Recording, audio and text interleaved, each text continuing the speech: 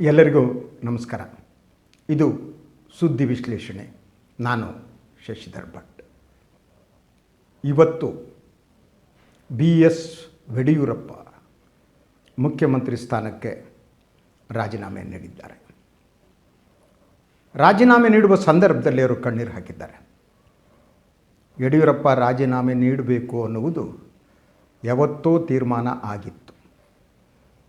ಯಡಿಯೂರಪ್ಪನವರು ದೆಹಲಿಗೆ ಹೋದ ಸಂದರ್ಭದಲ್ಲಿ ಮೋದಿ, ಅಮಿತ್ ಶಾ, ನಡ್ಡಾ ಈ ಸಂದೇಶವನ್ನು ಅವರಿಗೆ ನೀಡಿದರು. ಆಗ ಯಡಿಯೂರಪ್ಪ ಕೇಳಿದ್ದು ನಾನು 2 ವರ್ಷ ಪೂರೈಸಲಿ ಅಂತ. ಅದಕ್ಕೆ ಪಕ್ಷದ ವರಿಷ್ಠರು ಒಪ್ಪಿದ್ರು. ಇವತ್ತು 2 ವರ್ಷ ಮುಗಿಯುತ್ತಿದ್ದಂತೆ ಅವರು ರಾಜೀನಾಮೆ ನೀಡಿದರು. ಆದರೆ ಈ ನಡುವೆ ಯಾವುದೋ ಸಂದೇಶ ಬರುತ್ತೆ, ಅದು ಇದು ಈ ಸುದ್ದಿಗಳನ್ನು ಪ್ಲ್ಯಾಂಟ್ ಮಾಡಲಾಯಿತು. ಯಾಕಂದರೆ ಮಾಧ್ಯಮಗಳಿಗೂ ಕೂಡ ಯಡಿಯೂರಪ್ಪ ಇರೋದು ಬೇಕಾಗಿತ್ತು. ಮಾಧ್ಯಮಗಳನ್ನು ಅತ್ಯುತ್ತಮವಾಗಿ ನೋಡಿಕೊಂಡ ಮುಖ್ಯಮಂತ್ರಿಗಳಲ್ಲಿ ಯಡಿಯೂರಪ್ಪ ಕೂಡ ಒಬ್ಬರು. ಸೊ ಈ ಕಾರಣಕ್ಕಾಗಿ ಮಾಧ್ಯಮದರು ಋಣ ತೀರಿಸಬೇಕಾಗಿತ್ತು. ಕಳೆದ ಕೆಲವು ದಿನಗಳಿಂದ ಸಂದೇಶ ಬರುತ್ತೆ, ಬದಲಾಗುತ್ತೆ, ಯಡಿಯೂರಪ್ಪ ಉಳ್ಕೋತಾರೆ ಅನ್ನೋದು ಪ್ರಿಂಟ್ ಹಾಗೂ ವಿಜುವಲ್ ಮೀಡಿಯಾದಲ್ಲಿ ಸತತವಾಗಿ ಬರ್ತಾಯಿತ್ತು. ಸೊ ಎನಿವೆ ಆ ದಿನ ಬಂತು. ಇವತ್ತು ಯಡಿಯೂರಪ್ಪನವರು ಕಣ್ಣೀರು ಹಾಕಿದ್ರು. ಅವರು ಕಣ್ಣೀರು ಹಾಕಿದ್ದು ಯಾಕೆ? ಅಧಿಕಾರ ಹೋಯಿತು ಅಂತ ಕಣ್ಣೀರು ಹಾಕಿದ್ರೆ? ಮಗನ ಪಟ್ಟಾಭಿಷೇಕವನ್ನು ಮಾಡೋದಕ್ಕೆ ಸಾಧ್ಯ ಆಗಿಲ್ಲ ಅನ್ನೋದಕ್ಕೆ ಅವರು ಕಣ್ಣೀರು ಹಾಕಿದ್ರ? ಅಥವಾ ತಮಗೆ ಕೊಡಬೇಕಾದ ಗೌರವವನ್ನು ಪಕ್ಷದ ವರಿಷ್ಠರು ಕೊಟ್ಟಿಲ್ಲ ಅನ್ನೋದಕ್ಕೆ ಕಣ್ಣೀರು ಹಾಕಿದ್ರ? ಇದೆಲ್ಲವೂ ಇರಬಹುದು ಅವರು ಕಣ್ಣೀರು ಹಾಕೋದಕ್ಕೆ. ಆದರೆ ಒಬ್ಬ ನಿಜವಾದ ಯೋಧ ಯುದ್ಧದಲ್ಲಿ ಸೋತಾಗ ಕಣ್ಣೀರು ಹಾಕೋಲ್ಲ. ಆತ ಪ್ರಾಣತ್ಯಾಗ ಮಾಡಿದರೂ ಕೂಡ ಸಂತೋಷದಿಂದ ಪ್ರಾಣತ್ಯಾಗ ಮಾಡುತ್ತಾನೆ. ಅಂಥ ಯೋಧನ ಗುಣ ಯಡಿಯೂರಪ್ಪನವರಲ್ಲಿ ಇರಬಹುದೇನೋ ಅಂತ ನಾನು ನಿರೀಕ್ಷೆ ಮಾಡಿದ್ದೆ. ಇಲ್ಲ, ಇರಲಿ ಬಿಡಿ. ನಾನು ನೋಡಿದ ಯಡಿಯೂರಪ್ಪನವರ ಬಗ್ಗೆ ನಾನು ಮಾತನಾಡಲೇಬೇಕು. ಇವತ್ತು ಅದಕ್ಕೆ ಕಾಲ ಒದಗಿ ಬಂದಿದೆ ಅಂತ ನನಗೆ ಅನಿಸುತ್ತೆ. ಮತ್ತು ಮಾತಾಡ್ತೀನಿ ಅವರ ಆಡಳಿತದ ಬಗ್ಗೆ. ಪ್ರತಿಯೊಂದು ಕೂಡ ಇನ್ನೊಂದು 2-3 ದಿನ ಅದನ್ನೇ ನಾನು ಮಾತನಾಡ್ಬೋದು. ಹೊಸ ಮುಖ್ಯಮಂತ್ರಿ ಯಾರಾಗ್ತಾರೆ, ಬಿಡ್ತಾರೆ, ಅದು ಒಂದು ಕಡೆ ನಡೀತಾನೆ ಇರುತ್ತೆ, ಅದು ನಡೀಲಿ. ಯಡಿಯೂರಪ್ಪ 1983 ಸಂದರ್ಭದಲ್ಲಿ ನಾನು ಮೊದಲ ಬಾರಿ ಅವರನ್ನು ವಿಧಾನಸಭೆಯಲ್ಲಿ ನೋಡಿದೆ. ಅವರು ವಿಧಾನಸಭೆಯ ಪ್ರತಿಪಕ್ಷದ ಕೊನೆಯ ಸಾಲಿನಲ್ಲಿ ಕುಳಿತಿರ್ತಾಯಿದ್ರು. ಆಗ ಮುಂದಿನ ಸಾಲಿನಲ್ಲಿ ಇರ್ತಾಯಿದ್ದವರು VS ಆಚಾರ್ಯ. ಅವರು ಯಾವತ್ತೂ ಕೂಡ ಪತ್ರಿಕಾಗೋಷ್ಠಿ ಮಾಡುವಾಗ ಒಂದು ನೋಟನ್ನು ಹಿಡ್ಕೊಂಡು ಬರ್ಕೊಂಡೇ ಬರ್ತಿದ್ರು. ಅವರು ಹಾಗೆ ಮಾತನಾಡೋದಕ್ಕೆ ಬರ್ತಿರಲಿಲ್ಲ. ಆ ಸಂದರ್ಭಗಳಲ್ಲಿ ಭಾರತೀಯ ಜನತಾ ಪಕ್ಷದ ಅಧ್ಯಕ್ಷರಾದ ಯಡಿಯೂರಪ್ಪ, ಪ್ರಧಾನ ಕಾರ್ಯದರ್ಶಿಯಾದ ಅನಂತಕುಮಾರ್ ಜೊತೆಯಾಗಿಯೇ ಪಕ್ಷವನ್ನು ಕಟ್ಟುವುದಕ್ಕೆ ಹೋರಾಟ ಕಟ್ಟಿದ್ರು. ಸೊ 83ರಿಂದ ನಾನು ನೋಡಿದ ಯಡಿಯೂರಪ್ಪ ಅವರ ರಾಜಕೀಯ ಬದುಕು ಬಹುಮಟ್ಟಿಗೆ ಅಂತ್ಯ ಆಗ್ತಾಯಿದೆ. ಈ ಸಂದರ್ಭದಲ್ಲಿ ನಾನು ಅವರ ಹೋರಾಟದ ಹಿನ್ನೆಲೆಯಿಂದ ತಾತ್ವಿಕವಾಗಿ ನನಗೆ ಅವರಿಗೆ ವಿರೋಧ ಇದೆ, ತಾತ್ವಿಕವಾಗಿ ಅವರಿಗೆ ನನ್ನ ಮೇಲೆ ಸಿಟ್ಟು ಕೂಡ ಇದೆ. ನಾನು ಉಳಿದ ಪತ್ರಿಕೋದ್ಯಮಿಗಳಂತಲ್ಲ ಅನ್ನುವ ಸಿಟ್ಟು ಅವರಿಗೆ ಆವಾಗ ಕಾಲದಿಂದ ಇತ್ತು. ಎನಿವೆ, ಯಡಿಯೂರಪ್ಪ ಈ ರಾಜ್ಯ ಕಂಡ ಒಬ್ಬ ಮುಖ್ಯಮಂತ್ರಿ, ರೈತರ ಪರವಾಗಿದ್ದವರು. ಅವರಿಗೆ ಹೋಗಿ ಬನ್ನಿ ಅಂತ ನಾನು ಮೊದಲನೇದು ಕೈ ಮುಗಿಯೋದಕ್ಕೆ ಇಷ್ಟಪಡ್ತೀನಿ. ಹೋಗಿ ಬರಲಿ. ಇನ್ನು ಅವರ ಉಳಿದ ರಾಜಕೀಯ ಅವರು ನಾನು ಸಕ್ರಿಯವಾಗಿರ್ತೀನಿ ಅಂತಿದ್ದಾರೆ. ಆದರೆ BJP ಎಷ್ಟರ ಮಟ್ಟಿಗೆ ಅವರಿಗೆ ಸಕ್ರಿಯ ಆಗಿರೋದಕ್ಕೆ ಅವಕಾಶ ಕೊಡ್ತಾ ಇದೆಯೋ ನನಗೆ ಗೊತ್ತಿಲ್ಲ. ಎನಿವೆ, ಅವರು ಸಂತೋಷವಾಗಿರಲಿ, ಮಕ್ಕಳ ಜೊತೆಗೆ, ಮೊಮ್ಮಕ್ಕಳ ಜೊತೆ, ಮರಿಮಕ್ಕಳ ಜೊತೆಗೆ. ಸೊ ನಾನು ಯಡಿಯೂರಪ್ಪ ಅವರಿಗೆ ನನ್ನ ಮೇಲೆ ಸಿಟ್ಟಿದೆ, ನನಗೆ ಗೊತ್ತು. ಅದು ಮೊದಲು ಆ ಸಿಟ್ಟು ವ್ಯಕ್ತವಾದದ್ದು ನಾನು ಸುವರ್ಣ ವಾಹಿನಿಯಲ್ಲಿ ಇದ್ದಂಥ ಸಂದರ್ಭದಲ್ಲಿ. ಸುವರ್ಣ ಮತ್ತು ಸುವರ್ಣ ವಾಹಿನಿ ಸುದ್ದಿ ಎರಡನ್ನೂ ಕೂಡ ಕಟ್ಟಿದವನು ನಾನು ಅನ್ನೋದು ಭಾಳ ಜನಕ್ಕೆ ಗೊತ್ತಿರಬಹುದು. ಆ ವಾಹಿನಿ ಕಟ್ಟಿದಂಥ ಸಂದರ್ಭದಲ್ಲಿ ನಡೆದ ಒಂದು ಘಟನೆ. ಪ್ರಾಯಶಃ ಅದು ನಾನು ಸುವರ್ಣದಿಂದ ಹೊರಗೆ ಬರೋದಕ್ಕೆ ಅಥವಾ ರಾಜೀವ್ ಚಂದ್ರಶೇಖರ್ ಅವರು ನನ್ನನ್ನು ಹೊರದಬ್ಬೋದಕ್ಕೆ ಅದು ಕಾರಣ ಅದು ಒಂದಿರ್ಬೋದು. ಅದು ಯಡಿಯೂರಪ್ಪನವರು ನನ್ನ ಮೇಲೆ ಇಟ್ಟುಕೊಂಡಂಥ ಸದಭಿಪ್ರಾಯ. ಆ ಸದಭಿಪ್ರಾಯ ಯಾವುದು ಗೊತ್ತಾ? ಒಂದು ದಿನ ಯಡಿಯೂರಪ್ಪನವರು ರಾಜೀವ್ ಚಂದ್ರಶೇಖರ್ ಅವರಿಗೆ ಹೇಳಿದಂತೆ, ನಿಮ್ಮ ನ್ಯೂಸ್ ಚಾನೆಲ್ನ ಮುಖ್ಯಸ್ಥರ ಶಶಿಧರ್ ಭಟ್ ಇದ್ದಾರಲ್ಲ, ಅವರು ವಿಷ ಅಂತ. ಸೊ ವಿಷ ಅಂದರೆ ನಾನು ಬಹುಮಟ್ಟಿಗೆ ಈ ಕೋಮುವಾದವನ್ನು ವಿರೋಧ ಮಾಡ್ತಿದ್ದಕ್ಕಿರ್ಬೋದು, ಇನ್ನೊಂದಕ್ಕಿರ್ಬೋದು. ರಾಜೀವ್ ಚಂದ್ರಶೇಖರ್ ಹೋಗಿ ಅನಂತಕುಮಾರ್ ಹತ್ರ ಕೇಳಿದ್ರಂತೆ, ಅನಂತ್ ಜಿ ವೆದರ್ ದರ್ Shashidhar Bhat is a poisonous ಅಂತ. ಅನಂತಕುಮಾರ್ ಏನು ಹೇಳಿದ್ರು ಅನ್ನೋದು ಇಲ್ಲಿ ಮುಖ್ಯ ಅಲ್ಲ. ಅದಾದಮೇಲೆ ಅನಂತಕುಮಾರ್ ನನ್ನ ಹತ್ರ ಬಂದು ಹೇಳಿದ್ರು, ನೋಡಿ ನಮ್ಮ ಯಡಿಯೂರಪ್ಪನವರು ನಿಮಗೆ ವಿಷ ಅಂತ ಹೇಳಿದ್ದಾರೆ ರಾಜೀವ್ ಚಂದ್ರಶೇಖರ್ ಅವ್ರಿಗೆ. ನನ್ನನ್ನು ಕೇಳಿದ್ರು, ನಾನು ಹಾಗಲ್ಲ ಅಂತ ಹೇಳಿದೆ ಅಂತ ಅನಂತಕುಮಾರ್ ನನಗೆ ಹೇಳಿದ್ದು. ಅದು ಎಷ್ಟರ ಮಟ್ಟಿಗೆ ನಿಜ ಬೇರೆ. ಬಟ್ ರಾಜೀವ್ ಚಂದ್ರಶೇಖರ್ ಅವರಿಗೆ ನನ್ನ ಮೇಲೆ ಸಿಟ್ಟಿತ್ತು, ಬೇಸರ ಇತ್ತು. ಅದಕ್ಕೆ ಕಾರಣ ಆದದ್ದು ನಾನು ಅವರ ಎಜೆಂಡಾಗಳಿಗೆ ಅಷ್ಟು ಬಹುಬೇಗ ಬಗ್ತಾ ಇರಲಿಲ್ಲ. ಅಥವಾ ರಾಜೀವ್ ಚಂದ್ರಶೇಖರ್ ಕೂಡ ನನ್ನ ಹತ್ರ ಇಂಥ ಸುದ್ದಿ ಹಾಕಬೇಡ ಅಂತ ಹೇಳಿರಲಿಲ್ಲ. ಆದರೆ ಯಡಿಯೂರಪ್ಪನವರು ನನಗೆ ವಿಷ ಅಂತ ಕರೆದ ಮೇಲೆ ಯಡಿಯೂರಪ್ಪ ನಂಬಿರ್ಬೋದು ನಾನು ವಿಷ ಅಂತ. ನಾನು ನಿಜವಾಗಿ ವಿಷ. ಸಂಘ ಪರಿವಾರಕ್ಕೆ ನಾನು ಒಂದು ರೀತಿ ವಿಷಯನೇ, ಕೋಮುವಾದಕ್ಕೆ ನಾನೊಂದು ರೀತಿ ವಿಷಯನೇ, ವರ್ಣಾಶ್ರಮ ಧರ್ಮಕ್ಕೆ ನಾನೊಂದು ರೀತಿ ವಿಷಯನೇ.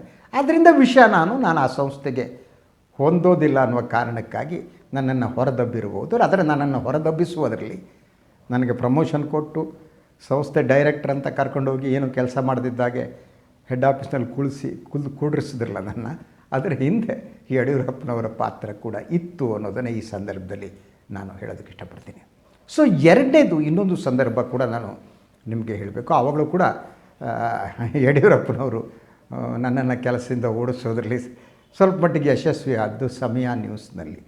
ಸಮಯ ನ್ಯೂಸ್ ಏನೋ ಅದು ಸತೀಶ್ ಜಾರಕಿಹೊಳಿಯವರ ವಾಹಿನಿ ಆಗಿತ್ತು.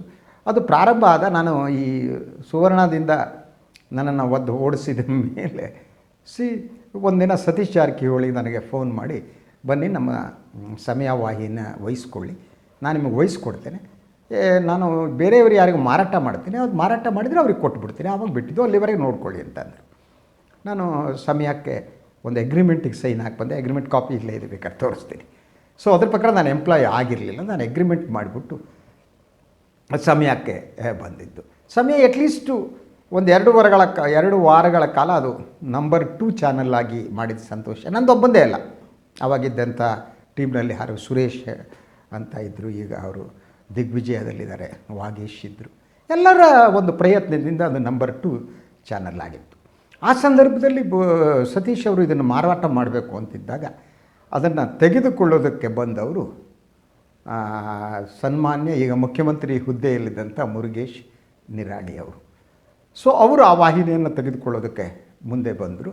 ಸೊ ಆ ಸಂದರ್ಭದಲ್ಲಿ ಗೊತ್ತಿತ್ತು ನನಗೆ ಅವರು ಬರೋದಕ್ಕೂ ಸ್ವಲ್ಪ ಮಟ್ಟಿಗೆ ನನ್ನ ಕಾಂಟ್ರಿಬ್ಯೂಷನ್ ಇದೆ, ನಾನು ಅದನ್ನು ಡಿನೈ ಮಾಡೋಕ್ಕಾಗಲ್ಲ. ಸೊ ನಾನು ಹೊಂದ್ಕೊಂಡಿದ್ದೆ. ಸೊ ಅವ್ರು ಬಂದ ದಿನದಿಂದಲೇ ನಮಗೆ ಭಿನ್ನಾಭಿಪ್ರಾಯಗಳು ಪ್ರಾರಂಭ ಆಯಿತು. ಸೊ ನನಗೆ ಮತ್ತು ಅವರ ಅಪ್ರೋಚಿಗೆ ಹೊಂದುತ್ತಾನೇ ಇರಲಿಲ್ಲ. ಇಂಥ ಪರಿಸ್ಥಿತಿಯಲ್ಲಿ ನಾನು ಸಮಯ ವಾಹಿನಿಯ ಕೆಲಸ ಬಿಡುವ ದಿನ ನನಗೆ ನಿರಾಣಿಯವರು ಫೋನ್ ಮಾಡಿದ್ರು. ಆಗಲೇ ಅವ್ರಿಗೆ ಅನಿಸಿತ್ತು ನನ್ನನ್ನು ಕಳಿಸ್ಬಿಡ್ಬೇಕು, ಯಾಕಂದರೆ ನಮ್ಮ ಎಜೆಂಡಾಗಳಿಗೆ ಈತ ಸೂಟ್ ಆಗಲ್ಲ ಅಂತ. ಸೊ ಸರಿ, ನಿರಾಣಿಯವರು ನನಗೆ ಫೋನ್ ಮಾಡಿಬಿಟ್ಟು ಅದೇನೋ ಯಡಿಯೂರಪ್ಪನವ್ರ ವಿರುದ್ಧದ ಯಾವುದೋ ಸ್ಟೇಟ್ಮೆಂಟನ್ನು ತಾವು ವಾಹಿನಿಯಲ್ಲಿ ಹಾಕಿದಾರಂತೆ, ಅದು ಯಡಿಯೂರಪ್ಪನವರಿಗೆ ಮತ್ತು ಅವ್ರ ಮಕ್ಕಳಿಗೆ ತುಂಬ ಸಿಟ್ಟು ಬಂದಿದೆ ಅಂತ ಅಂದರು. ಆಗ ಯಡಿಯೂರಪ್ಪನವರು ಮುಖ್ಯಮಂತ್ರಿ ಆಗಿದ್ದರು. ನಾನು ಹೇಳಿದೆ, ಯಾವುದು ಹೇಳಿ ಸಾರ್ ನಿರಾಣಿ ಅವರೇ ಅಂತ ಕೇಳಿದೆ. ಅದು ಕುಮಾರಸ್ವಾಮಿಯವರು ಯಡಿಯೂರಪ್ಪನವರು ಬೈದಿದ್ದು. ನಾನು ಹೇಳಿದೆ, ನೋಡಿ ನಮ್ಮ ವಾಹಿನಿಯಲ್ಲಿ ನಾವು ಆ ಬೈದಿದ್ದನ್ನು ನಿಲ್ಲಿಸ್ಬೋದು, ಆದರೆ ಉಳಿದ ವಾಹಿನಿಯಲ್ಲಿ ಹಾಕ್ತಾರೆ. ಪತ್ರಿಕೋದ್ಯಮ ಅಂತ ಅಂದರೆ ಯಾರ್ದೋ ಸ್ಟೇಟ್ಮೆಂಟ್ ನಿಲ್ಲಿಸೋದಲ್ಲ. ಕುಮಾರಸ್ವಾಮಿ ಒಬ್ಬ ನಾಯಕರು, ಅವರು ಬೈದಿದ್ದಾರೆ ಯಡಿಯೂರಪ್ಪನವ್ರನ್ನ, ನಾವು ಹಾಕಲೇಬೇಕಾಗತ್ತೆ ಅಂತ ಹೇಳಿದೆ.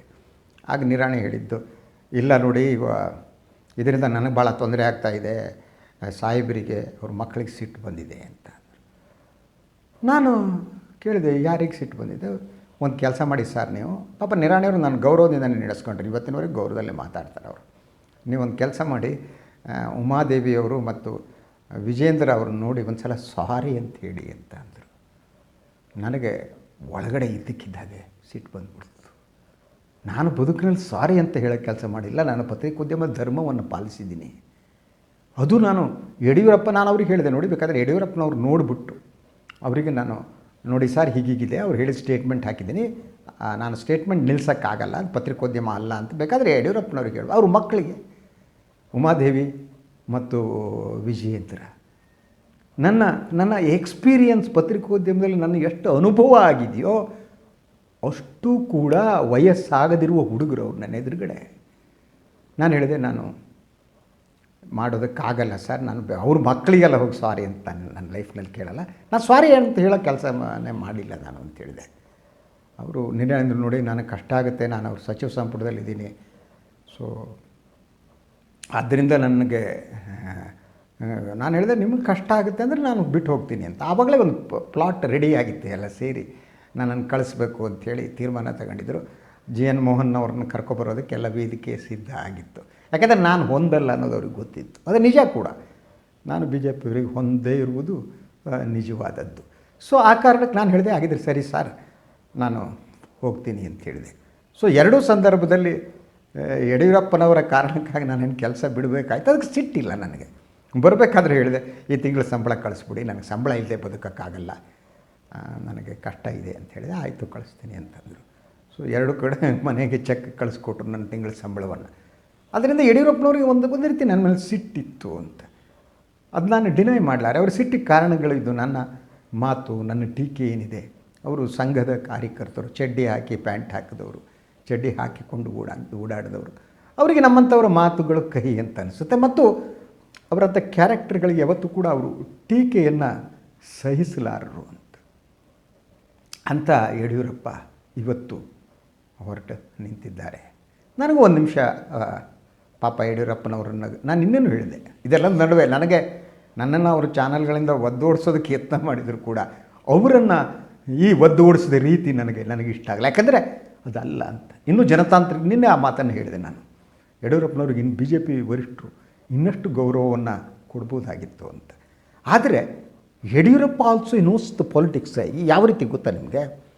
ನೋಡಿ, ಅವರಿಗೆ ನನ್ನ ಮಾಹಿತಿಯ ಪ್ರಕಾರ ಯಡಿಯೂರಪ್ಪನವರು ರಾಜೀನಾಮೆ ಕೊಡಬೇಕು ಅಂತ ಒಂದು ತಿಂಗಳ ಹಿಂದೆಯೇ ಅವರು, ಎಕ್ಸಾಕ್ಟ್ ಡೇಟ್ ನನಗೆ ನೆನಪಿಲ್ಲ, ಮೋದಿಯವರನ್ನ ಅಮಿತ್ ಶಾ ಅವ್ರನ್ನ ನೋಡಿದಾಗಲೇ ಹೇಳಲಾಗಿತ್ತು.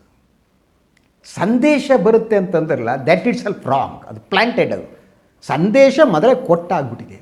ಹಾಗಿದ್ದರೆ ಯಡಿಯೂರಪ್ಪ ಯಾವ ರೀತಿಯ ಸಂದೇಶವನ್ನು ನಿರೀಕ್ಷೆ ಮಾಡ್ತಾಯಿದ್ರು ಯೋಚಿಸಿ ಒಂದು ನಿಮಿಷ. ಸೊ ಈ ಸಂದರ್ಭದಲ್ಲಿ ಒಂದು ಕಡೆ ಮಠಾಧಿಪತಿಗಳನ್ನೆಲ್ಲ ರಸ್ತೆಗೆ ಇಳಿಸಲಾಗಿತ್ತು. ಅದರಲ್ಲಿ ಬಹುತೇಕ ಲಿಂಗಾಯತ ಮಠಾಧೀಶರುಗಳಿದ್ದರು. ಕೆಲವರು ಊಟಕ್ಕೆ ಉಪ್ಪಿನಕಾಯಿ ಟೈಪು, ಆ ಪೇಜಾವರದ್ದು ಯಾರೋ ಒಬ್ಬರು ಸ್ವಾಮೀಜಿ, ಆಯಿತಾ, ಆ ರಾಮ ಮಂದಿರದಲ್ಲೆಲ್ಲ ಇದ್ದಾರಲ್ಲ ಆ ಪೇಜಾವರ ಸ್ವಾಮೀಜಿ, ಹಿಂಗೆ ಒಂದು 4 ಜನ ಬೇರೆಯವರಿದ್ದರು, ಕುರುಬರ ಸ್ವಾಮೀಜಿ, ಅವರು ಬ್ರಾಹ್ಮಣರ ಸ್ವಾಮೀಜಿ. ಬಟ್ ಮೇಜರಾಗಿ ಇದ್ದದ್ದು ಇವರೇನೆ. ಅದರೆಲ್ಲ ನೇತೃತ್ವ ವಹಿಸ್ಕೊ ಸೋ ಕಾಲ್ಡ್ ಸೆಕ್ಯುಲರ್ ಸ್ವಾಮಿ ಅಂತ ಏನು ಕ್ಲೇಮ್ ಮಾಡ್ಕೊಳ್ಳೋದು ಟ್ರೈ ಮಾಡ್ತಾ ಇದ್ದಂಥ ಚಿತ್ರದುರ್ಗದ ಮುರುಘಾ ಶರಣರು. ಅವರು ಒಂಥರ ಯಡಿಯೂರಪ್ಪನವ್ರು ಚೇಲಾಗಿ ಹೋಗ್ಬಿಟ್ಟಿದ್ರು. ಅವ್ರಿಗೊಂದ್ಸಲ ಅಭಿನವ ಬಸವಣ್ಣ ಅಂತ ಕರೆದ್ಬಿಟ್ಟು ಬಸವಣ್ಣಗೆಲ್ಲ ಅವಮಾನ ಮಾಡಿದವರೇ ಈ ಮುರುಘಾಶ್ರೀ. ಸರಿ ಫೈನ್, ಅವ್ರನ್ನ ಕಟ್ಕೊಂಡು ರಸ್ತೆಯಲ್ಲಿ ತಂದು ನಿಲ್ಲಿಸಿದ್ರು. ಇನ್ನೊಂದು ಕಡೆ ಸನ್ಮಾನ್ಯ ವಿಜಯೇಂದ್ರ ಅವರು ದೆಹಲಿಯಲ್ಲಿ ಲಾಬಿ ಮಾಡ್ತಾಯಿದ್ರು, ಇನ್ನು ಕೆಲವು ತಿಂಗಳಾದರೂ ಕೊಟ್ಬಿಡಿ ಪಾಪ ಅಂತ. ಸೊ ಯಡಿಯೂರಪ್ಪ ಆ ಸಂದೇಶ ಬರಲಿ ಅಂತ ಕಾಯ್ತಿದ್ರು. ಅಂದರೆ ಆಯಿತು, ಇನ್ನೊಂದು 2 ತಿಂಗಳ ಇರಿ, 3 ತಿಂಗಳ ಇರಲಿ ಅನ್ನೋ ಸಂದೇಶ ಬರ್ಬೋದೇನೋ, ಮೊದಲು ಹೇಳಿದ್ದೆ ಅಂತ ಮೆಸೇಜ್ ಕೊಟ್ಟಿದ್ದರು, ಅದು ಬದಲಾಗುತ್ತೆ ಅನ್ನುವ ಒಂದು ನಿರೀಕ್ಷೆಯಲ್ಲಿ ಯಡಿಯೂರಪ್ಪ ಇದ್ದರು. ಆದ್ದರಿಂದ ಅವರು ಸಂದೇಶದ ಮಾತಾಡ್ತಿದ್ರು. ನಮ್ಮ ವಾಹಿನಿಗಳಿಗೆ ಯಡಿಯೂರಪ್ಪ ಹೇಳಿದ್ದೇ ಪರಮವಾದದ್ದಲ್ವೇ.